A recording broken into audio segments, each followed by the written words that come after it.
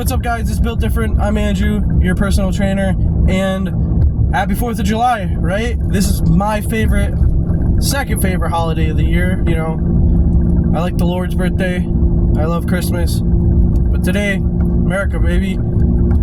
So, stick with the goal, right? You know, stick to your goals. You can kick back today, have a cold one, eat some unhealthy food, but get onto it tomorrow, because the goals aren't going away. So I'm going to talk about how you can attain some of these goals and build, those habits. My number one tip for losing weight is just stay active, right? Doesn't matter for how long in the day. I think we all can scrape around 10 minutes to go for a walk, right? 10 minutes, you should be able to run a mile, jog a mile. Honestly, walk a mile should take you only 10 minutes. Lifting weights, it builds muscle, strengthens you for being able to be active for a longer amount of time. Sleep is very important, and I don't care who you are, but you can wake up at 5 in the morning, right? Or the equivalent of whenever your work schedule is, right? Just go to bed at a decent time. There's nothing saying that, hey, I have to set an alarm to wake up at 5. That sucks, right? It's not fun to do, but you can do it, but it's gonna be a pain in the butt. Now, if you set an alarm to go to bed, right, that's easier, because then when you wake up in the morning from that 5 o'clock alarm, you'll just wake up. Now, I recommend setting the alarm so that you wake up on an hour and a half cycle, right? So that you get 1.5 hours of sleep. You get 3. Recommended, you should probably have 6. Don't do 7 or 8. Go right in the middle at 7.5. You go from your shallow sleep to your deep sleep, back to shallow sleep, and that's when you should be setting your alarm to wake up. Now, going to bed at 9 o'clock, you should be able to wake up at 5 a.m. Why? Because 9 to 3 is 6 hours, 7 is at 4, 8 is at 5. So I would say recommending going to bed at 9:30 so that you can wake up on that sleep cycle and wake up in shallow sleep, so it's not a pain in the ass. When you wake up and you're like, I don't want to, you got dragon ass. That's because you woke up in the dead of sleep. That alarm pissed you the fuck off, and now you can't sleep. So set those alarm clocks so that you have that full sleep cycle, and set an alarm to go to bed, right? Like, it's very hard to not set an alarm to go to bed.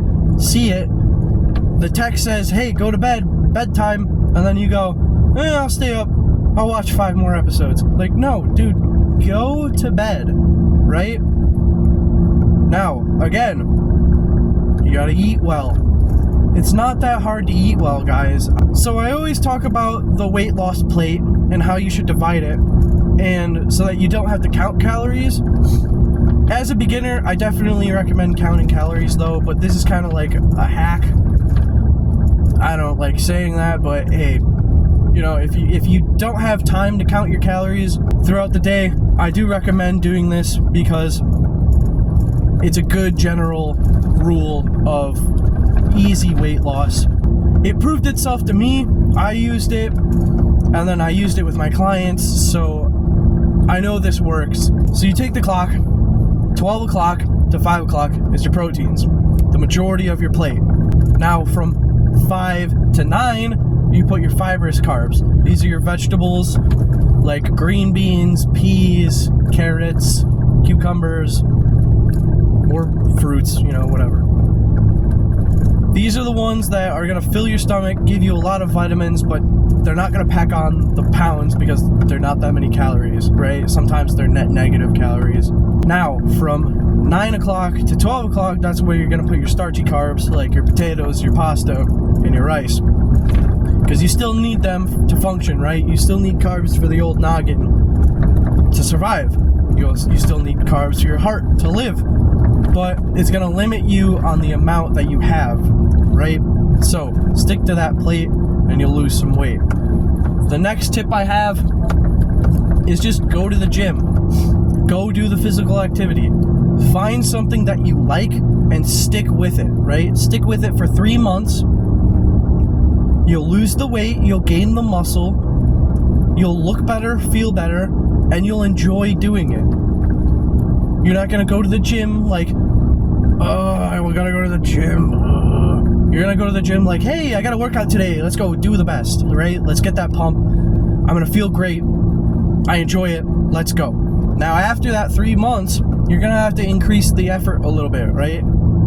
That doesn't mean you have to go balls to the wall. That just means, hey, increase the weights by 5 pounds, run for an extra minute, do something to increase the effort that you have to do so that you're not being bored, or switch it up a little bit, right?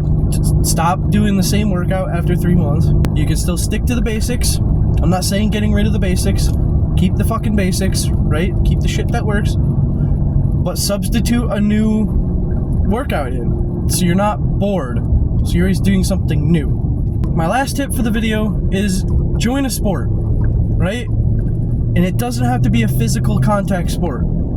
I play Ultimate Frisbee. It's a non-contact sport that I genuinely love, and I have no idea how much I'm running, right? Sometimes I run 10 miles. I don't even know that I'm running 10 miles. It's so easy and seamless that I'm just enjoying myself. I just ran 10 miles. I never run 10 miles. But it got me to do it because it was fun, and I didn't notice that it was cardio. I was focusing on it being fun and having interactions with other people, right? So that's my last tip, is find something to do with other people to be active so that you don't focus on the activity, right? Make it seamless and fun. So if you liked the video, guys, subscribe.